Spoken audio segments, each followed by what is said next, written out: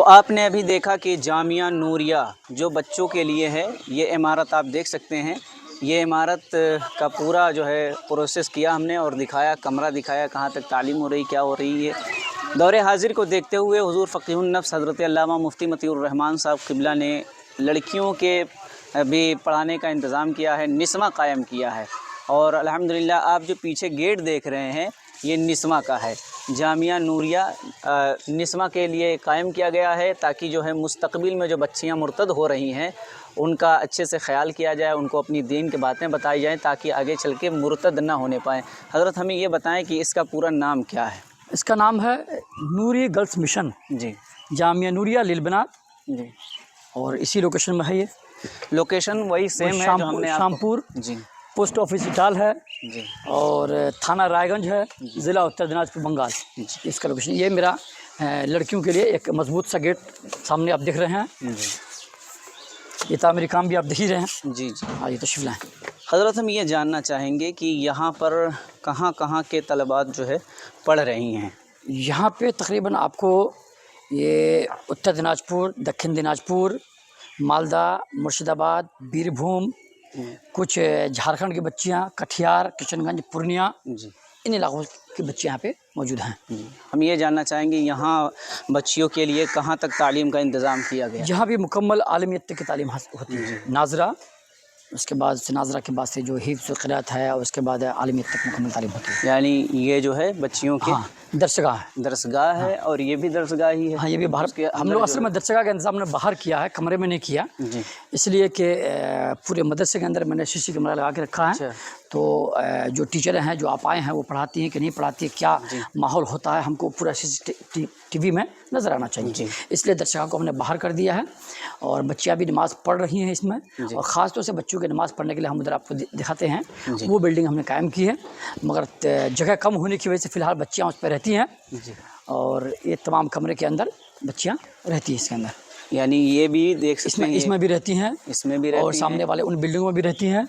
इस बिल्डिंग में हाँ, भी इस और बिल्डिंग में भी रहती है, जी, इस बिल्डिंग में भी रहती है और इसमें भी रहती है। इसमें हाँ। यानी ये बिल्डिंग, ये बिल्डिंग, ये बिल्डिंग, ये 4 बिल्डिंग जो आपको इस वक्त दिखाई दे रही हैं, हाँ। इसमें बच्चियां रहती हैं और देख सकते हैं टिपाही वगैरह जो बाहर लगे हुए हैं, ये यहाँ पर बच्चियां पढ़ती हैं। और भी ज़मीन है इसकी जो और ज़मीनें हैं जी, कल आपने हमको जिसका दिखाया तामीरी काम चल रहा है, मगर आपको मैं डायरेक्ट अंदर लेके जाना मुश्किल हो रहा है, इसलिए कि हम इसको मतलब बैंड करके रखे हैं, है ना। जी, जी, तो फिर भी मैं खिड़की खोल कर उसके अंदर का हिस्सा मैं आपको दिखाने की कोशिश में कर रहा हूँ। जी, जी। आप देख सकते हैं, ये जब खिड़की हम खोल लेते हैं तो ये आप इधर से आप देख सकते हैं। यानी ये जो पूरा दिखाई दे ये जो रहा है, तामीरी काम चल रहा है, ये असल में लड़कियों के लिए एक हॉस्टल बना रहे हैं जी, मजबूती के साथ। और ये जो ज़मीन दिख रही है, इस ज़मीन को भी मैंने तकरीबन लॉकडाउन के बाद इसको ख़रीदा है जी, और लगभग 16 डिसमिल के करीब ज़मीन है। जी। तो हज़रत हम ये जानना चाहेंगे बच्चियाँ कितनी होंगी? 175 के करीब बच्चियां हैं। सब बाहरी बच्चे हैं? सब बाहरी बच्चियां हैं। जी, ये गांव की बच्चियां जो सिस्टम है उसके लिए मैंने अलग से मकतब कायम रखा है जी, कि वो बच्चियां वहां आएँ और वहां से पढ़कर चले जाएं। जी। मगर ये हॉस्टल में रहने वाली बच्चियों की बात कर रहे हैं।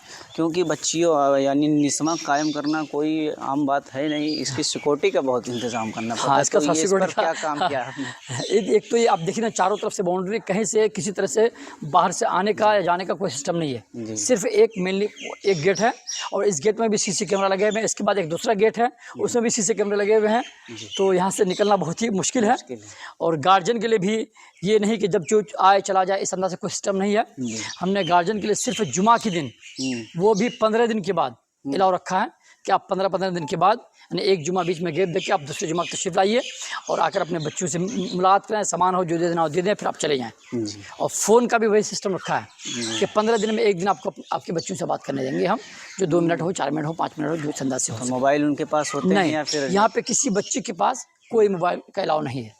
वो सिर्फ ऑफिस का एक मोबाइल है जिसमें फ़ोन आएगा और इसी से फ़ोन जाएगा। जी, जी, माशाल्लाह। हज़रत हम ये जानना चाहेंगे कि अगर यहाँ पर कोई दाखिला लेना चाहे या किसी के माँ बाप चाहें कि हमारी बच्ची भी जाए वहाँ पर तालीम हासिल करे, तो कैसे क्या इसका? तो मैं तो सबसे पहले ये कहना चाहूँगा कि उनके माँ बाप को, उनके गार्जियन को पहले इस इदारे में आना चाहिए। जी, पहले वो देखें माहौल। आकर देख लें अपनी बच्ची की सेफ्टी जी, कि कि उनकी बच्ची को अगर आप वो यहाँ से छोड़ के जाते हैं जी। तो इसमें उनकी बच्ची सेफ्टी के साथ रहेंगी या नहीं रहेंगी। जी। अगर उनको लगे कि नहीं हाँ मेरी बच्ची यहाँ सेफ्टी है, जी। तब उनके लिए वही दाखिले का जो मदरसे का प्रोसेस होता है कि उनको फार्म लेना है, फार्म भर के जमा होना है, फिर उनका टेस्ट होगा, टेस्ट के बाद वो जिस जमात के लिए कामयाब होगी उसको उस जमात में किया जाएगा।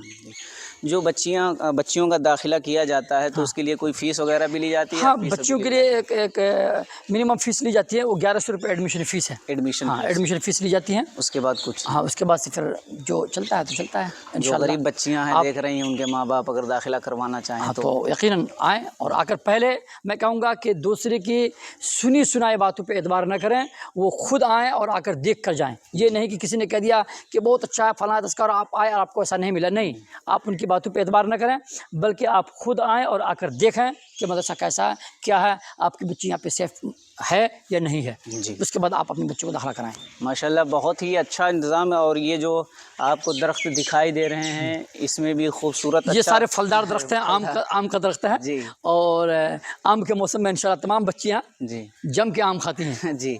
तो इससे जो है सेहत का भी अच्छा ख्याल रखा गया है। और ये ग्राउंड जो आप देख रहे हैं चारों तरफ से पैक है, सिर्फ एक आने का वाहिद रास्ता है, वो ये गेट है। और बगैर इजाज़त जो हज़रत हैं इनकी बगैर इजाज़त के कोई अंदर नहीं आ सकता है, अलाउड नहीं है। जैसा कि आपने देखा कि यहाँ पर सीसी कैमरा भी लगा हुआ है, सीसीटीवी कैमरा। तो आप समझ सकते हैं कि बच्चियों की सिक्योरिटी का कितना अच्छा इंतज़ाम किया गया है। तो दौरे हाजिर को देखते हुए जिस तरीके से मुस्लिम बच्चियां मुर्तद हो रही हैं और गैरों के साथ जा रही हैं, तो हम चाहेंगे शुरू ही से उनकी तालीम दीनी तालीम होनी चाहिए, ताकि वो बच्चियां किसी गैर के साथ ना जाएं, बल्कि वो इस्लाम पर ही कायम रहें। इसीलिए ये इदारा कायम किया गया। इस इदारे को, इस निस्मा को एक मरतबा ज़रूर मौका दीजिए, आप अपनी बच्ची का दाखिला करवाइए और जो है फिर देखिए इंशाअल्लाहुल अज़ीज़ आपकी बच्ची की ज़िंदगी में, आपके घर वालों की ज़िंदगी में इनकलाब पैदा होगा। एक ख़ास चीज़ आपको बता दूं कि हमारे इस पूरे बंगाल में तकरीबन जी डिमांड का बहुत रिवाज है।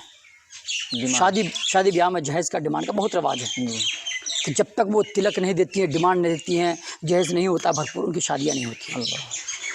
लेकिन मुफ्ती साहब की दूरअंदेशी कहिए और अल्लाह का फजल व करम देखिए कि जब से हमने इस इदारे को कायम किया और इस मदरसे से पढ़ने वाली जितनी बच्चियों की शादी हुई है, सबकी बगैर डिमांड की और बगैर जहेज़ की शादी हुई है माशाअल्लाह। तो इसीलिए तमाम नाज़रीन से मैं गुजारिश करूँगा, ख़ास तौर से इस इलाके के जो लोग भी अपनी बच्चियों की शादियों के लिए जो परेशान हो रहे हैं जी, तो इसलिए हो रहे हैं कि आपने अपनी बच्ची को दीन से दूर कर रखा है। दीन से दूर कर। आप अपने बच्चियों को यहाँ हो किसी भी जगह हो, दीन की तालीम से उसको करीब कीजिए, इंशाअल्लाह उसकी शादी भी दीनी एतबार से सही हो जाएगी और आपकी जो परेशानी और दिक्कत है वो दिक्कतें भी दूर हो जाएंगी। माशाअल्लाह बहुत सारी चीज़ें हैं, जब आप यहाँ आएंगे तब आपको पता चलेगा। सुनी सुनाई बातों का एतबार न कीजिए, आकर यहाँ ख़ुद देखिए। फिर मिलते हैं, दाखिले का मौका एक मरतबा दीजिए और फिर उसके बाद सपोर्ट भी कीजिए, क्योंकि ऐसे इदारे बहुत कम रह गए हैं। अगर हम और आप सपोर्ट नहीं करेंगे तो यकीन जान लीजिए कि आगे चल के फिर क्या होगा वो अभी हमारे निगाहों के सामने भी है। तो जो किला है हमारा, उसे हमें मजबूत करने की ज़रूरत है। चलिए मौका दीजिएगा, दाखिला करवाइए अपनी बच्चियों का, मुस्तकबिल संवारिए। तब तक के लिए हमें इजाज़त दीजिए। अस्सलामु अलैकुम व रहमतुल्लाह।